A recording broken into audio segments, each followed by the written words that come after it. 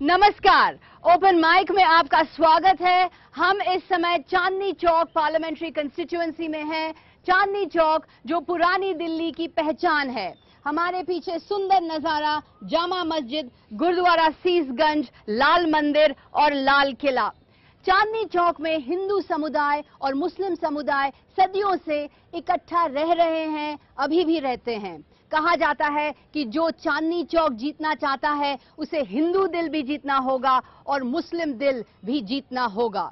इस चुनाव में शहरी मुस्लिम के दिल में क्या है? बीजेपी के प्राइम मिनिस्टरियल कैंडिडेट है नरेंद्र मोदी। कहा जा रहा है कि मोदी के फेवर में वेव है।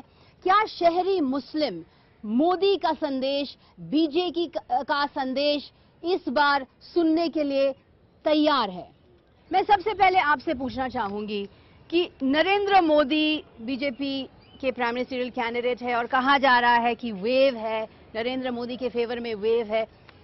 क्या शहरी मुस्लिम, जो अर्बन मुस्लिम्स हैं, नरेंद्र मोदी का संदेश को सुनने के लिए तैयार है? जहाँ तक मुसलमानों का सवाल है, मुसलमान नरेंद्र मोदी हों या एल के अडवाणी हों, इनका संदेश न कभी सुनेंगे न इनको कभी वोट देंगे, क्योंकि कांग्रेस जैसी सो कॉल्ड सेक्युलर पार्टी ने 60 साल से हमें ये सबक सिखाया है कि बीजेपी तुम्हारे जान की दुश्मन है। और 60 साल से कांग्रेस ने इतने हाशिए पे कर दिया है मुसलमान को, इकोनॉमिकली और एजुकेशनल लेवल पर, कि बिल्कुल ज़ीरो पर तकरीबन पहुंच गया है। हमें, मेरा ज़ाती ख्याल है कि हमें नरेंद्र मोदी या बीजेपी से कोई खतरा नहीं है। कोई खतरा नहीं है? कोई खतरा नहीं है, क्योंकि हमारे पास कांग्रेस ने छोड़ा क्या है जो नरेंद्र मोदी छीन लेंगे हमसे। हमारे पास कुछ है ही नहीं खोने के लिए, और जिसके पास कुछ खोने के लिए नहीं होता उसको किसी चीज का खतरा नहीं होता। तो क्या सेक्युलरिज्म के ऊपर एक रीथिंक की जरूरत है? हम देखते हैं कि जो पार्टी सेक्युलर कहलाती हैं, ये तो मुसलमानों से मुंह मोड़ लेती हैं। देखिए, मुजफ्फरनगर में जो हुआ है, समाजवादी पार्टी का प्रशासन है वहां पर, उन्होंने दंगे से पीड़ित लोग हैं मुजफ्फरनगर में, उनके लिए क्या किया? तो सेक्युलरिज्म का जो डेफिनेशन है, क्या इसके ऊपर चर्चा होनी चाहिए? देखिए, बदकिस्मती की बात यह है कि किसी भी देश में जब कोई बच्चा पैदा होता है तो उसको सिखाया जाता है पैट्रियटिज्म। उसे सिखाया जाता है कि तुम अगर इस देश में पैदा हुए हो, तुम अमेरिका में पैदा हुए तो यू आर अमेरिकन, अगर तुम ब्रिटिश में पैदा हुए और ब्रिटिशर। अनफॉर्चुनेटली हिंदुस्तान में जब बच्चा पैदा होता है तो उसको तमाम सरकारें, तमाम संस्थाएं, तमाम ऑर्गेनाइजेशंस, तमाम कम्युनिटी के लीडर उसको ये सिखाते हैं कि तू हिंदू है, तू मुसलमान है, तू सिख है, तू ईसाई है। फिर उसके बाद उसमें कास्ट एंड क्रीड डाल दी गई, रिजर्वेशन दे दिया गया कि तुम अगर इस जात से बिलोंग करते हो तो तुम्हें कुछ आता हो ना आता हो तुम डॉक्टर बन के बैठ जाओ, तुम इस जात से बिलोंग करते हो तुम्हें कुछ आता हो ना आता हो लेकिन तुम इंजीनियर बन के बैठ जाओ। ये सिर्फ हिंदुस्तान में दुर्दशा डेमोक्रेसी की नजर आती है। सिर्फ डेमोक्रेसी की वजह से आप पढ़ाना चाहते नहीं है बच्चों को, और उनको चाहते हो बस वो अपने आप को मुसलमान समझें, हिंदू समझें या शेड्यूल कास्ट समझें, शेड्यूल ट्राइब समझें।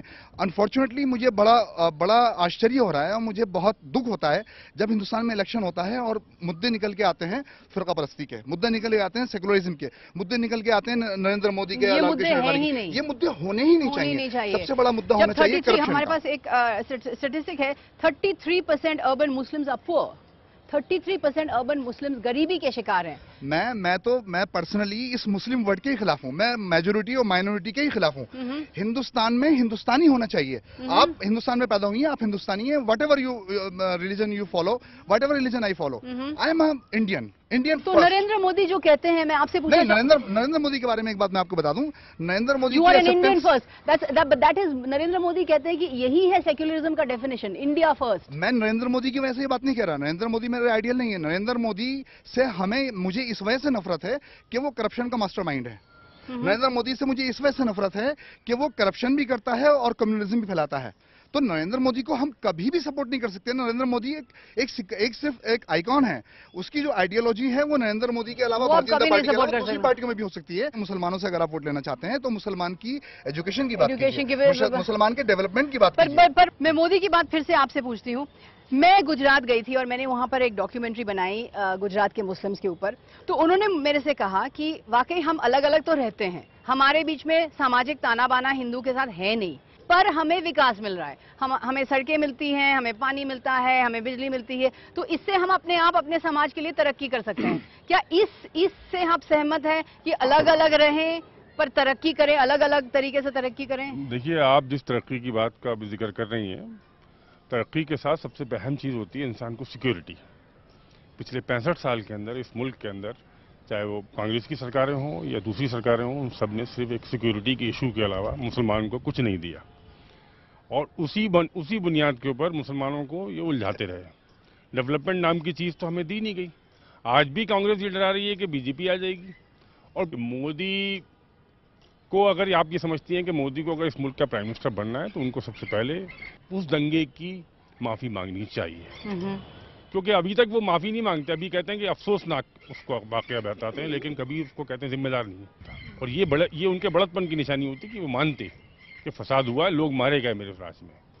और दूसरी बात, अगर उन्होंने माफी मांग ली होती तो क्या आप मोदी के साथ आकर्षित होते? मैंने सवाल आकर्षित होने की नहीं हो रही है, सवाल ये हो रही है कि मोदी साहब ने माफी अभी तक मांगी नहीं, अब बचा क्या है? आपने एक हिंदुस्तान में एक नए इंकलाब की तैयारी करने वाले अरविंद केजरीवाल को जी आपने जो हिंदुस्तान में पाकिस्तानी एजेंट करार दे दिया, तो आप कौन है भाई? कल तो आप अरविंद केजरीवाल को आप पाकिस्तानी एजेंट करार दे रहे हैं, तो हम लोगों की तो औकात क्या?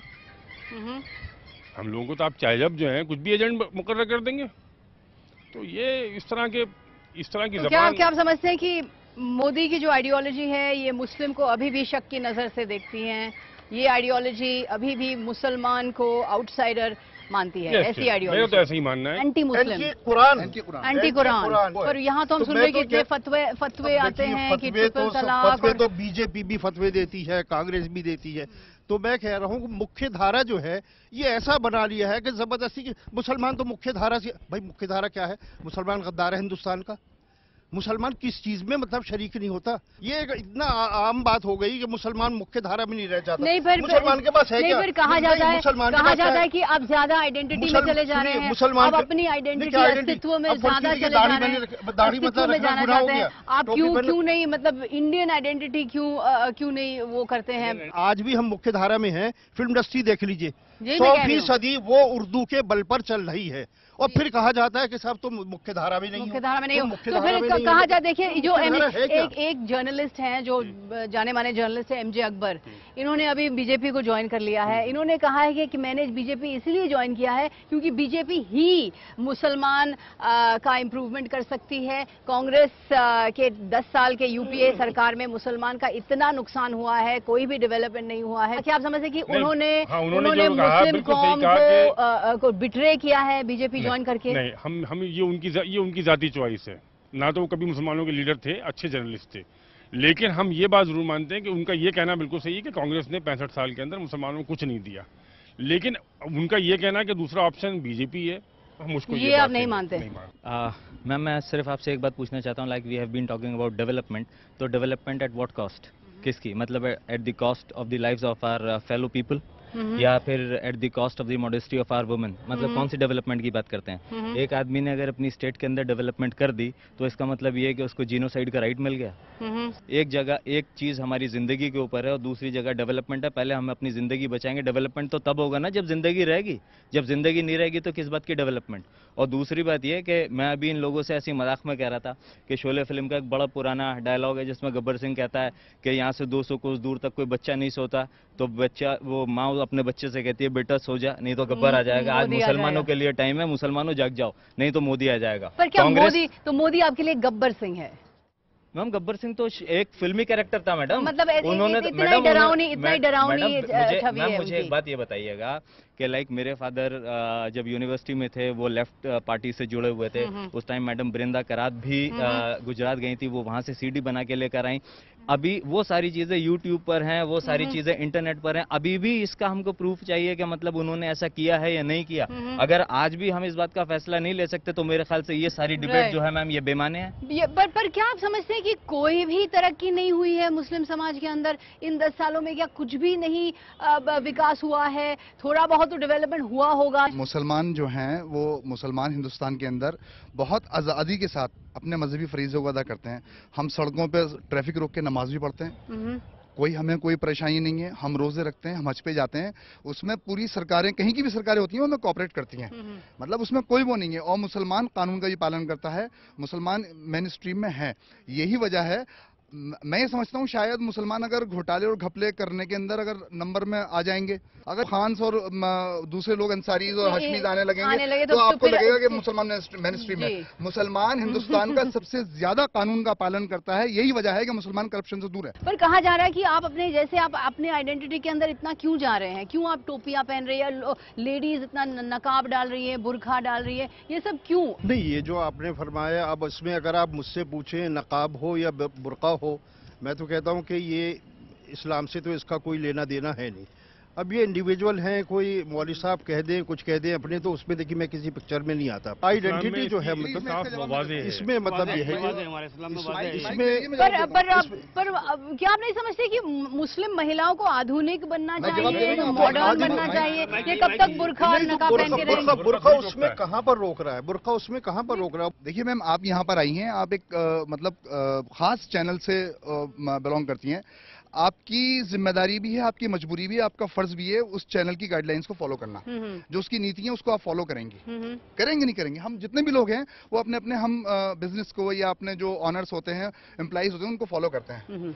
तो जिसने हमें बनाया है, अगर उसने कुछ रूल हमारे लिए बनाए हैं, हम उसे अगर फॉलो करते हैं तो उसमें किसी को क्या परेशानी है? आपको भी फॉलो करना चाहिए। आपके भगवान ने, आपके परमात्मा ने, आपके ईश्वर ने, आपके नानक जी ने जो आपके लिए रूल बनाए वो आपको फॉलो करने के चाहिए। अगर मुसलमान अल्लाह को मानते हुए अल्लाह के कानूनों को फॉलो करना चाहता है तो जरूरी नहीं है कि हमारी कम्युनिटी में सारे जावेद अख्तर शबानाज भी पैदा हों। आप उनसे सहमत नहीं है? बिल्कुल सहमत नहीं है। जिस तरह से जावेद अख्तर और शबानाज भी बिल्कुल सहमत, उन्हें मुसलमान राइट पे बोलने का, मुसलमान थॉट्स पे बोलने का उन्हें कोई हक नहीं है। वो अच्छा गाना गा सकते हैं, अच्छा गाना लिख सकते हैं, अच्छा नृत्य कर सकते हैं, वो करें। पर ये तो बहुत ज्यादा जजमेंटल हो गया ना कि आप ही डिसाइड करेंगे कि कौन मुसलमान है, कौन मुसलमान नहीं कर रहा। I am nobody to decide it. लेकिन आम आदमी ये सोचता है, जो उनकी फील्ड है उनको वो काम करना चाहिए। तो क्या आप कह रहे हैं कि मॉडर्न मुस्लिम है, इनका कोई फ्यूचर नहीं है इंडिया के अंदर? कि जो भी मुस्लिम है उनको आइडेंटिटी का पालन करना पड़ेगा? वक्त है छोटा सा ब्रेक का।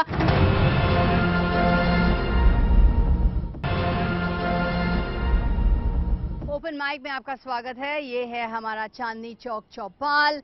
क्या शहरी मुस्लिम नरेंद्र मोदी का संदेश सुनने के लिए तैयार है? यही है हमारी चर्चा का विषय। मोदी ने कहा है कि 3 एके हैं इंडिया के अंदर, AK-47, AK Antony, AK Arvind Kejriwal. इससे आपको कैसा लगा? देखिए, बहुत बेहुदा बात है और उनका जो डिक्टेटोरियल एटीट्यूड है वो इस बात से जाहिर हो जाता है। अब तक जो है उनके मोदी के पोल मैनेजर जो कुछ उनको लिख के दे रहे थे वो बोल रहे थे, लेकिन कल उन्होंने अंदर की जो भाषा जो ओरिजिनल है वो कल उन्होंने बोला है। ये AK वाली बात, AK-47 और AK-49 और AK एंटनी। अरे AK-49 या अरविंद केजरीवाल तो इस मुल्क का ही बाशिंदा है, और आप इतना बड़ा इल्जाम लगा रहे हैं कि एंटनी पे, डिफेंस मिनिस्टर के ऊपर। मुस्लिम समाज के अंदर ऐसे लोग भी तो हैं जो उग्रवादी हैं, जो एक्सट्रीमिस्ट हैं, जो आतंकवादी हैं। मुसलमानों में कोई उग्रवादी नहीं है। कोई उग्रवादी नहीं है। मुसलमान उग्रवाद को अफोर्ड नहीं कर सकता। इकोनॉमिकली इतना बैकवर्ड है मुसलमान कि वो अफोर्ड नहीं कर सकता आतंकवाद को। और मुसलमान से ज्यादा आप कैसे डिनाई कर सकते हैं? देखिए, ऐसा है कि हम सकते हैं कि कम्युनिटी के अंदर कुछ लोग ऐसे हो सकते हैं जो गलत रास्ते पे चले गए हैं। ये बात बिल्कुल सही है, हो सकते हैं। शायद हो भी, इसको डिनाई नहीं करता, लेकिन 99% मुसलमान इस काबिल ही नहीं है कि आतंकवाद तो एक अमीरों का खेल है, ठीक है ना। और जहां तक आतंकवाद का सवाल है, मुसलमान इसके सख्त खिलाफ हैं और हमारे ये मान्यता है कि आतंकवादी को तो देखकर वैसे ही गोली मार देनी चाहिए, जस्टिस बाद में होता रहेगा। आतंकवादी का तो ये होना चाहिए, लेकिन जिस तरीके से मुसलमानों को गलत तौर पर आतंकवाद में फंसाया जा रहा है, ये तरीका बिल्कुल ये बहुत जो गलत इल्जाम लगाए जा रहे हैं युवा पर, ये जो इंडियन मुजाहिदीन है, ये जो टेररिस्ट ग्रुप है, ये क्या आप समझते हैं कि ये हकीकत नहीं है कि ये जो युवा हैं, जो सिर्फ सरफिरे युवा हैं, शायद ये गलत काम में आ गए हैं? शायद आ सकते हों। बाकी मेरा जहाँ तक समझना है, इंडियन मुजाहिदीन जो है वो अलकायदा का एक इंडियन वर्जन है। ये एग्जिस्ट नहीं करता, ये एग्जिस्ट करता ही नहीं। हाँ, ये तो खामखाई एक नाम लेकर उनको एक ऑर्गेनाइज तरीके से, हो सकता है उसमें कुछ मुसलमानों क्या आप जानबूझकर आंखें बंद कर रहे हैं एक रियलिटी से, एक हकीकत से? नहीं, बिल्कुल भी नहीं। एक बात बता दूं, जितना देशभक्त हिंदुस्तान का मुसलमान है, इतना देशभक्त शायद और कोई भी ना हो। मुसलमान आतंकवाद में बिलीव नहीं करता और मुसलमान आतंकवादी हो नहीं पर सकता। आप जैसे लोग जो समाज के लीडर हैं, जो जाने माने व्यक्ति हैं, जो सम्मानित व्यक्ति हैं, क्या आप लोगों को भी अपने समाज के अंदर नहीं झांकना चाहिए कि अगर कुछ हो रहा है तो फिर आप लोगों को भी कुछ करना चाहिए, सुधारना चाहिए? तमाम लोग अपनी गली के अंदर अगर कोई लड़का, अगर टीनेजर कोई सिगरेट पी रहा होता है तो हम तो उसको तमाचा मार के सिगरेट छीन के फेंक देते हैं उसकी। हमारे यहाँ अल्हम्दुलिल्लाह आतंकवाद की तरफ ना कोई जाना चाहता है और ना कोई जा रहा है। और जहां तक ताल्लुक है कि हम मुस्लिम आइडेंटिटी वाली बात नहीं है। जब हमारे बच्चों को दूसरे स्कूलों में अफवाह फैलाया जा रहा है कि मुस्लिम टेररिज्म की ओर जा रहा है और मुस्लिम टेररिज्म की ओर